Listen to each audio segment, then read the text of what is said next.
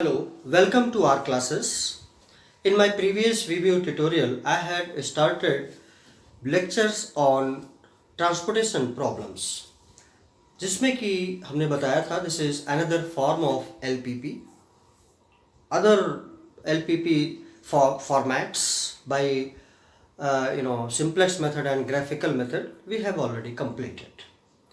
Transportation problem में previous video tutorial में we talked about the concept of transportation problem, wherein we have understood that the main objective is to minimize the total cost by minimizing the transportation cost.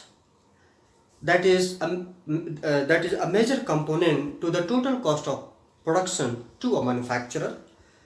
So how a manufacturer decides routing or transportation or shipment of its items from its a number of origins to a number of destinations so that the total cost of transportation gets minimized. ये हमने बात किया कैसे transportation की problem को हम formulate करेंगे, जिसमें कि हमने ऑब्जेक्टिव फंक्शन बताया था that minimum z for total cost is equal to Cij and Xij for all I is equal to 1 to m and j is equal to 1 to n, and then constraints and object and the alternative solutions that we did. और कैसे हम एक matrix के form में हम problem को represent करते हैं और सॉल्व करते हैं. अब यहाँ पर एक हमने प्रॉब्लम लिया है, फिर that this is a problem of a company जिसके कि 3 प्लांट्स हैं, मान लीजिए A, B, C, and say that it has got 3 of its destinations D, E, F.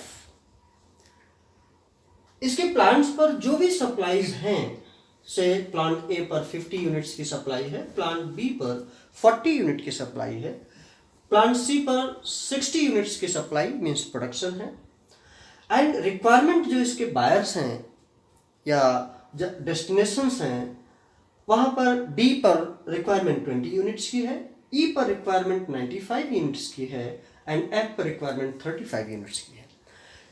Transportation problem में ये एज्यूम कर लेते हैं कि जितनी हमारी सप्लाई या प्रोडक्शन है ओरिजिन्स पर, उतनी ही रिक्वायरमेंट हमारे डेस्टिनेशंस पर है, जिससे कि ये हम एज्यूम कर लेते हैं. सो हियर यू सी, अगर आप यहाँ से ऐड करें, so this is 150 and 20 + 95 + 35 also comes out to be 150.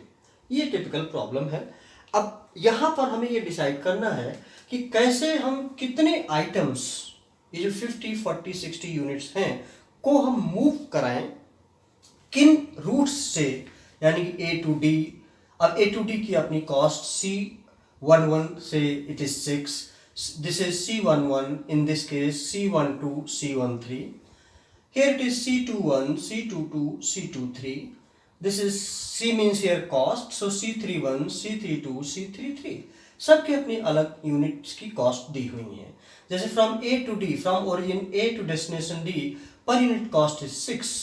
From origin A to destination E, per unit cost is 4. From origin A to destination F, per unit cost is 1.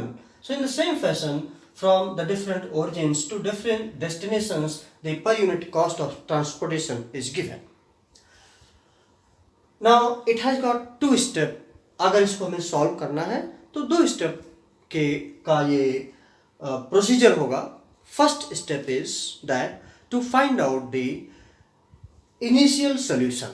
इसका एक initial solution क्या होगा, का मतलब हम एक allocation करें और देखें कि उसकी कॉस्ट क्या आती है.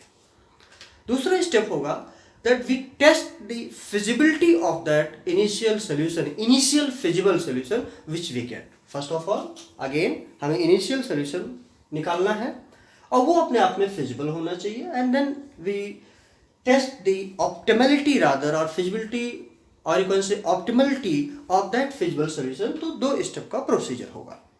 यहाँ पर फर्स्ट स्टेप इनिशियल सोल्यूशन निकालने के लिए there are three methods available. One is your NWC, that is northwest corner rule. Another one is least cost method, and third one is Vogel's approximation method. In three methods में से किसी से भी हम initial solution निकाल सकते हैं, यानी कि जो हमारी फिजिबल कॉस्ट है निकाल सकते हैं. प्रैक्टिकली ये देखा गया है कि जो NWC से कॉस्ट होती है वो थोड़ा ज़्यादा होती है अगर that is little bit away from the optimized cost. LCM से थोड़ा कम होता है. एंड वॉगल्स अप्रॉक्सीमेशन मेथड से अगर हम किसी ट्रांसपोर्टेशन प्रॉब्लम की कॉस्ट को कैलकुलेट करें so that is very near to the feasible और optimised cost. And stepping stone method या मॉडिफाइड डिस्ट्रीब्यूशन मेथड से हम इसकी ऑप्टिमलिटी चेक करते हैं. तो ये one by one we will do it. So आज हम केवल नॉर्थ वेस्ट कॉर्नर रूल से देखेंगे कि कैसे हम एलोकेशन करते हैं ओरिजिन्स और डेस्टिनेशंस पर कुछ कंडीशंस के साथ में जो नॉर्थ वेस्ट कॉर्नर रूल का है. तो नॉर्थ वेस्ट कॉर्नर रूल में अब चलिए हम कोशिश करते हैं निकालने की, और जो एलोकेशन आएगा उसको हम कॉर्नर पर यहाँ लिख देंगे. North west corner rule, north means ये अपर साइड, तो obviously lower side is south. और जब भी हम कहीं देखते हैं so this right side is east and here it is west. So this is north west. North west means the first cell. तो हम क्या करेंगे कि फर्स्ट सेल पर मैक्सिमम पॉसिबल एलोकेशन सबसे पहले कर देंगे. Maximum possible allocation means that what ever is the requirement that must be fully satisfied with the available supplies or production. अगर आप यहाँ पर देखें तो I make maximum possible allocation to that cell first. So here to this cell, say for example herein we take here 20 units की requirement है, हमारी availability 50 है. That means we can make 20 units allocation here. जैसे 20 units allocation हुआ that means यहाँ हम calculate कर लें या इसको कट कर सकते हैं. ये हमारा फुल्ली सेटिस्फाइड है. इसको वैसे लाइन खींच सकते हैं, इससे बाद में हमें मिस्टेक ना हो. और यहाँ पर हमारी कितनी यूनिट्स बची? सो 30 यूनिट्स अब यहाँ पर बच गई. अब हमें नॉर्थ वेस्ट कॉर्नर रूल का मतलब और ये भी है कि जहाँ पर सप्लाई है उसी डेस्टिनेशन पर हम उसकी सप्लाई कर सकते हैं. यहाँ की सप्लाई इधर तो नहीं जा सकती, तो इसका मतलब यहाँ का एलोकेशन यही होना है. अब नॉर्थ वेस्ट, तो इसके बाद हमारा ये सेल आएगा. अब इस सेल में हम देखें तो हमारी रिक्वायरमेंट 95 यूनिट्स की है but availability is of 30 units. So that means we have to make maximum possible allocation. So here we can make 30 units here. So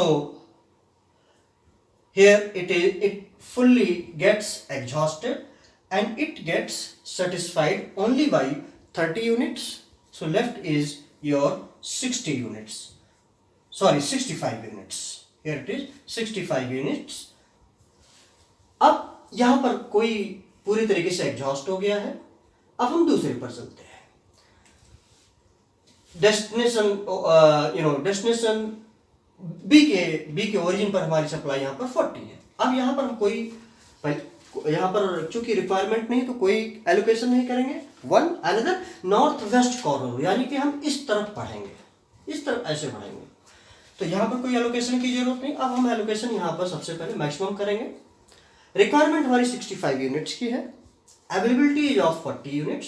so maximum possible हम यहाँ पर 40 यूनिट्स का एलोकेशन जैसे कर देते हैं. It gets fully exhausted and here it is satisfied only by say 40 units, remaining still is 25 units. So अब हम यहाँ की जरूरत नहीं करने की. नॉर्थ वेस्ट कॉर्नर के हिसाब से अब हम नीचे आ जाएंगे. यहाँ पर रिक्वायरमेंट हमारी 25 की है and availability is of 65. So we can definitely satisfy here by 25 units and here it gets exhausted by 25 units and remaining is 35. And the last one is that is 35. Now we can make here, right? So it fully gets exhausted and this destination gets fully satisfied. That's how we can make full allocation. अब हमें ये देखना होगा whether this allocation is feasible or not. So we check the feasibility of the allocation here by the formula that we can say as m plus n minus 1, means number of allocations must satisfy m plus n minus 1, where m that represents row and number of columns. So यहाँ पर number of rows 1 2 3, these are the columns, and number of rows is 1 2 3. That means 3 plus 3 minus 1, so that comes out to be 5. That means हमारी जो allocations हैं वो 5 होनी चाहिए. तो आप यहाँ देखिए 1 2 3 4 5, तो हमारी allocations बिल्कुल ठीक satisfy कर रही हैं और इस तरीके से हमने allocate कर लिया. अब यहाँ पर हम total cost हम calculate कर सकते हैं और इस तरीके से हमारा एक इनिशियल सॉल्यूशन निकल जाएगा नॉर्थ वेस्ट कॉर्नर रूल से. So here now at this point in time total cost is basically 6 into 20 plus 4 into 30 plus 8 into 40 plus 4 into 25 plus 2 into 35. So this comes out to be 120 plus 120 plus 320 plus 100 plus 70. आप इसको add करें. So here 0 0 0 0 0, this is 2 2 4 2 6 7 7 13 1 1 2 1 3 3 6 1 7 730. Again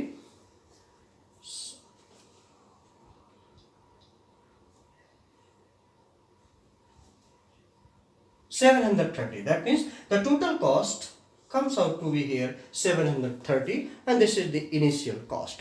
अब हम बाद में इसको हम check कर सकते हैं, जैसा कि हमने बताया मॉडिफाइड डिस्ट्रीब्यूशन मेथड से या स्टेपिंग स्टोन मेथड से, वो हम बाद में करेंगे.